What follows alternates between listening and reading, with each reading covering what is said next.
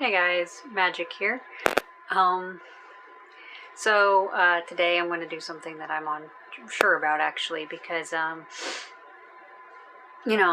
always worried about my more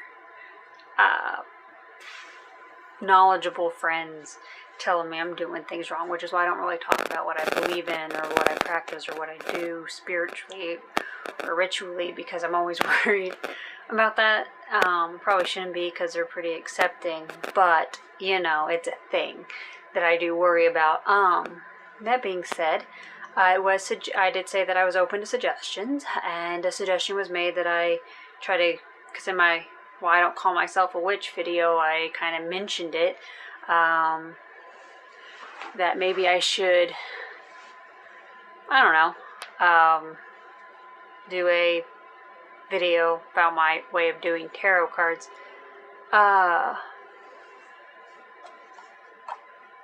Let's see. Seem to have others.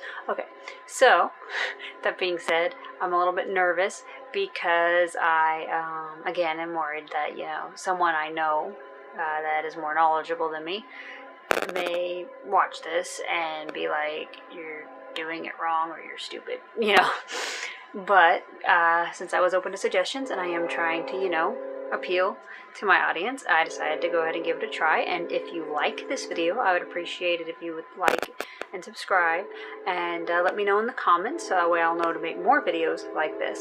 But today I've decided to do all three of my decks because I've only got 3 different decks. 2 of them are tarot, 1's an oracle. I'm still really new to that, so that's going to be twice as awkward as the tarot stuff. Okay, so first things first.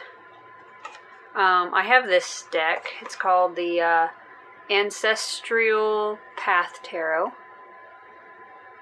Okay, and I like it a lot. It was my very first deck. I actually got it at the Renaissance Medieval Muskogee Castle thing when my son was about 6 months old. Yeah. No. I guess he would have been more 11 months old. Okay, he was almost a year, but to me he was so small, whatever. But he was almost a year old. I also got him a little white orb there because for some reason he grew super attached to it and insisted I buy it for him. He would not let it go. So he has it. Well, I have it actually. It's right here actually. I keep it for him. I'm not even really sure what it is, but he was super drawn to it, so I got it for him. Kind of like I'm drawn to obsidian. He was drawn to that. I don't know. I don't know why this one called to me, but it did, so I got it. So what I did basically was I shuffled the cards, the way I do, and then I kind of just drew one. And now the book for this deck got stolen, which seems odd to me. I mean, why steal the book that explains the cards but not the cards? I don't know. So for this one, I actually do have an app that I use that tells me their meanings. I kind of just wrote it down. But the card that I drew was this one. I don't know if you can see that. Yeah, it's the 8 of Swords. This is what the cards look like. And I had gotten it like this. So usually what I do in a tarot session with somebody else is that before I tell them what it says, is I would have them look at the card. Okay, so what I typically do is I ask them to take the card, look at it the way that they drew it, or like even turn it right side up, because so they can actually see the picture, make it out, and then ask them what it represents to them. If anything stands out to them, what it calls into their mind for them.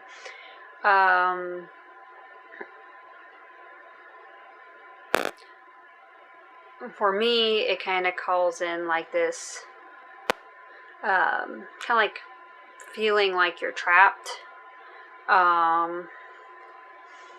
Like everything you want is just on the other side. All the beauty is just on the other side, and you're trying to get to it, but you're not quite sure how. But you are walking towards it. You're moving towards it. That's what it kind of calls to me, because it kind of looks like she's being blocked off by these swords. It kind of from the outside, which is very beautiful. But it does look like she's trying to walk towards it and find her way to it to me. So that's what it represents to me. That's how I would feel it would, what it would mean. Or like, and once in my counseling session, she gave me this card and had a snake in it, and she was surprised that whenever I said that because of the snake, it felt like that represented freedom, because I guess a lot of people consider snakes to be binding or evil or lies, but to me, they're a symbol of freedom. And it actually went really well what the card actually meant for me in my life at the time too. So that's why I always ask, what does it look like to you? What does the picture represent to you? What does it mean to you? How do you interpret the picture? Because everyone will interpret differently, and interpreting differently, it tells what the card is supposed to mean, brings it more into a full circle awareness of what it's trying to tell you about your life. So that being said, the card, according to the apps, is supposed to represent self-acceptance, new perspectives, freedom, moving forward from a time where you felt trapped and victimized by your own thoughts and perceptions about yourself, and you have recognized your own beliefs may have been your greatest weakness. Now, I can say that does have a lot of meaning in my life, because I am learning to accept myself. I'm learning to look at things from different perspectives instead of just accepting that the thoughts in my head are what, are who I am, because I know that they're not. They're not me. The voice in my head isn't me. It's just programming that's been put there. And the freedom from these things, and I'm starting to feel more free from them. I am trying to move forward because I have been trapped by my own thoughts and my perspectives about myself. I've been trapped in this very dark place of depression and despair and hopelessness. And I'm trying to move to a better place of happy and love and fulfillment. And my own beliefs have been my weakest point, because my beliefs about myself have held me back. But I've been doing a lot of neurocycling, and that's been helping me figure out where these beliefs come from and how to dismantle them. And I've been doing a lot of, been listening to The Secret and other books by the same author. I think her name's Rhonda Burns or something like that. And it's been helping me understand that I am not my thoughts, that I am not these feelings, that I am an infinite being having a human experience, and that I'm so much more than I thought it was, and that is helping me move forward into a much more beautiful and happy place. Even though I still have bad days and frustrating times, and I still try to, and there's times where I slip back into old habits, I am progressing forward. So that's how I would connect the card, the way I interpret it, to, and what it typically means, I guess, to my life. Because I am on that path moving forward. I do feel like I've been blocked off from something beautiful, and I'm moving towards it. Even though it may take me a little bit longer to get there, I will get there. Okay, so that was the Ancestral Tarot. They have the staves, cups, swords, and I think it's Sacred Circles is the other one in this one. And then basically what I do is I just stick it on the bottom of the deck, because I'm always shuffling before I use them anyway, so it's not like, and I'll just go ahead and stick these back in here as carefully as I can. Okay.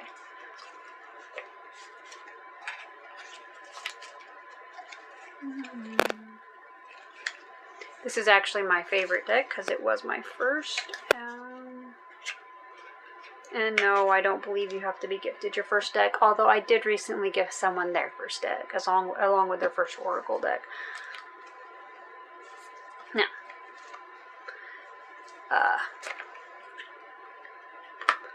this is my other tarot deck that I have. Tarot of Shadows. I recently got this for Christmas.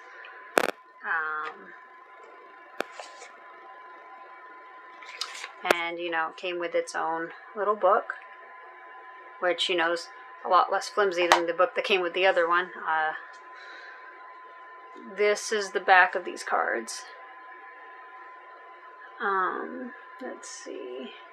So I did the same thing as I did with the other one. I just shuffled it differently. Just basically asked, what do you want me to know? Where am I at in my life? Just what is it that I need to be aware of right now? And this is the card I drew. It says Sorcerer's Protection.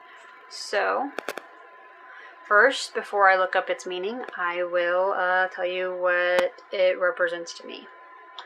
So there's a skull and a candle.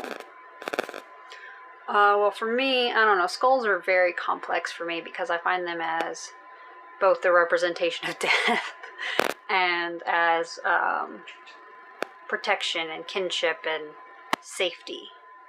And then like a candle to me is like light and illumination and finding your way in the dark type thing. So I don't know, maybe the red cloth for some reason brings blood to my mind. I don't know. So let's figure out what the book says about it.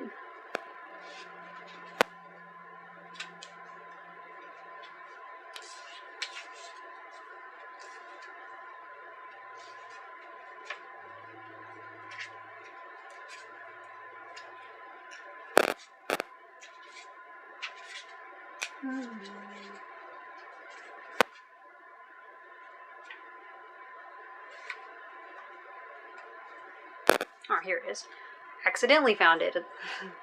Okay, Arcana 31, Sorcerer's Protection. Magicians need to protect themselves against potential trouble during this ritual or after the act of magic takes effect. Protection techniques help the magician in general to combat unwanted mental side effects. The list of protective actions is not lacking in variety. It is recommended to clean the air in the room where the ceremony is to be held. It is acceptable to fume the room with the appropriate herbs and spices. Having done that, the magician puts on the ritual clothing, prepares the altar and the required tools. Then he draws a magic circle, which is one of the primary protection means. The circle protects the magician against the negative energy from external sources, such as demons and other evil entities, wishing to hurt or kill him. However, sometimes the ritual cannot be completed within the boundaries of the circle, and a whole system of geometric figures is drawn. This depends on the purpose and nature of the ritual. Magicians also use a variety of mascots and amulets for protection. For example, metal objects are often associated with protective properties. Magicians usually keep magic swords tied to their belts. At a moment of danger, they point the sword towards the spirit that intends to harm them. Nails can also be used to the same effect. Sometimes 4 nails are placed on the circle opposite each other, outlining the 4 directions. At times, magicians even utilize magnets as mascots that have the capacity to annul the sinister power of evil spirits. Candles are nearly always presented in magic rituals, symbolizing the very element of fire. The color of the candle depends also on the intended purposes and the nature of the ritual. Black candles symbolize all the negatives we desire to see out of our life. Besides the candles, fire itself burns any possible negative aura around the magician. Skulls are a usual artifact of black magic. The skull is considered a more likely host of the soul than any other bone. Most often it is used to call the spirits of the dead. It is believed that the spirit whom the skull belonged to is subject to the will of the person holding the skull. Skulls are known to deter hostile evil demons. The power that belonged to a man whose skull the magician keeps becomes the power of the magician, thereby increasing his force and capacity.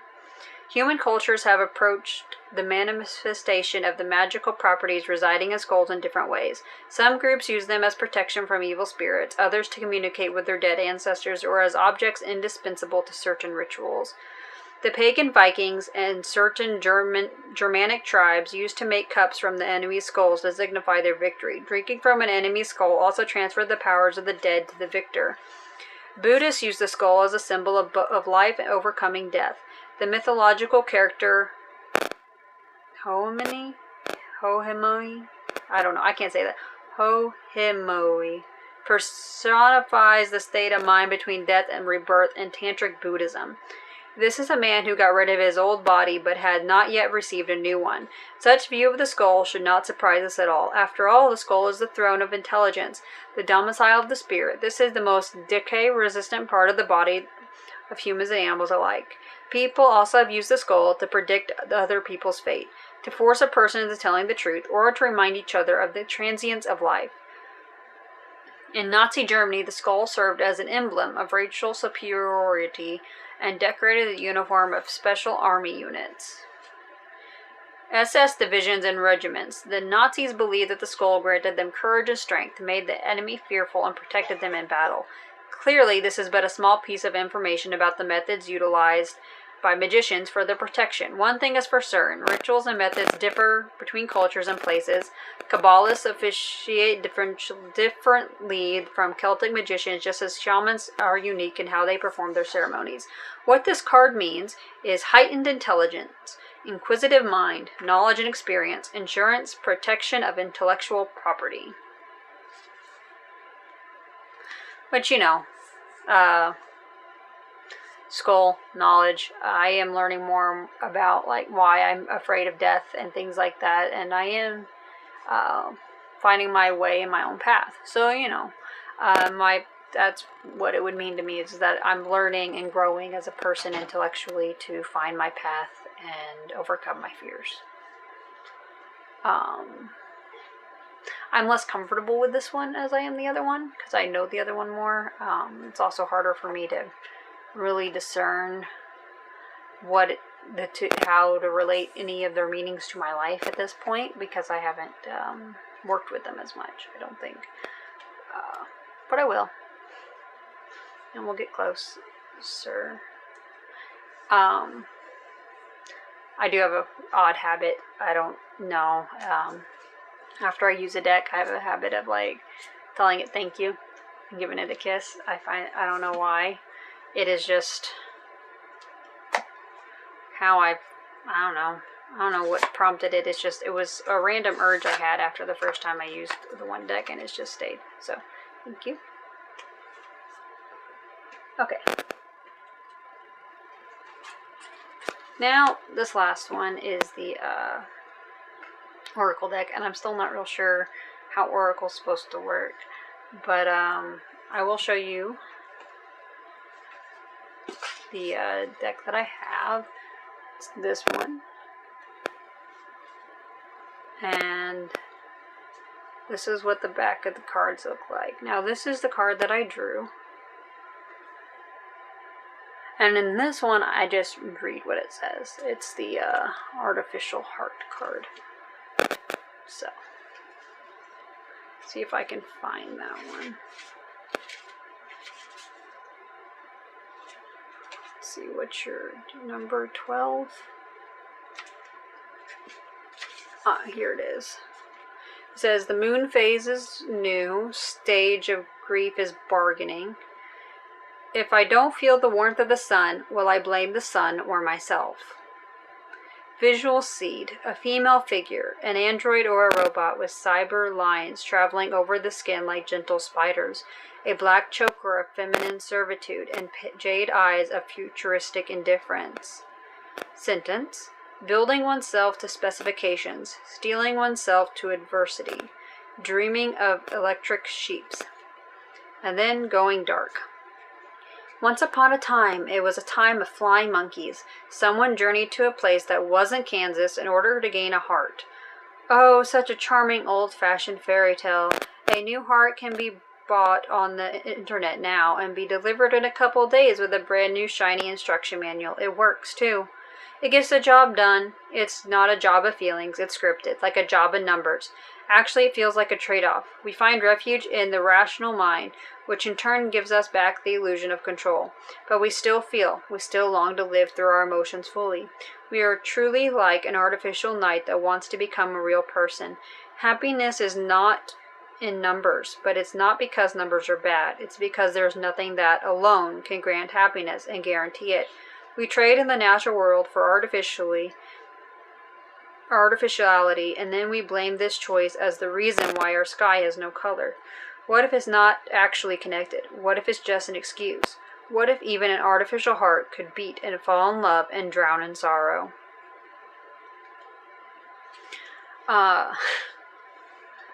Which,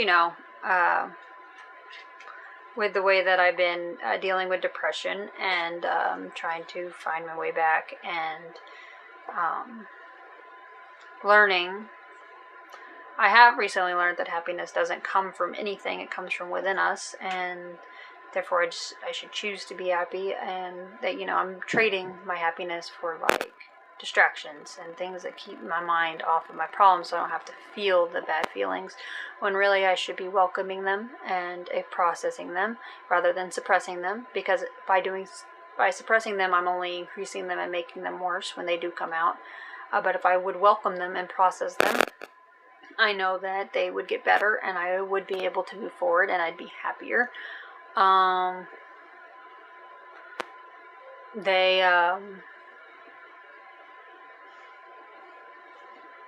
Because once those emotions were processed, they'd go away. And once they were welcomed, they would go away rather than keep getting worse. And therefore, I'd be able to live in my natural state of happiness, which has been a long time since I've been able to do that.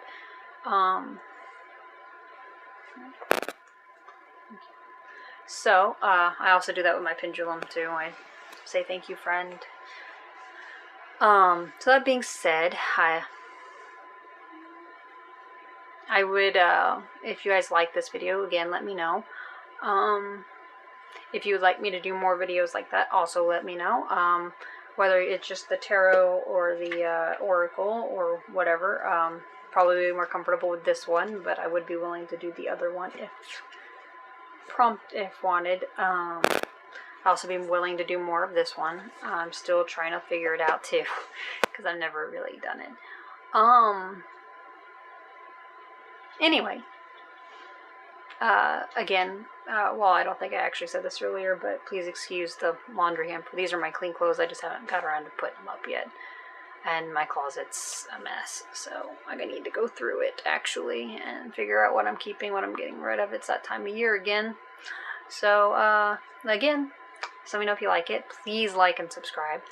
And go out and spread the love, because remember, love always wins.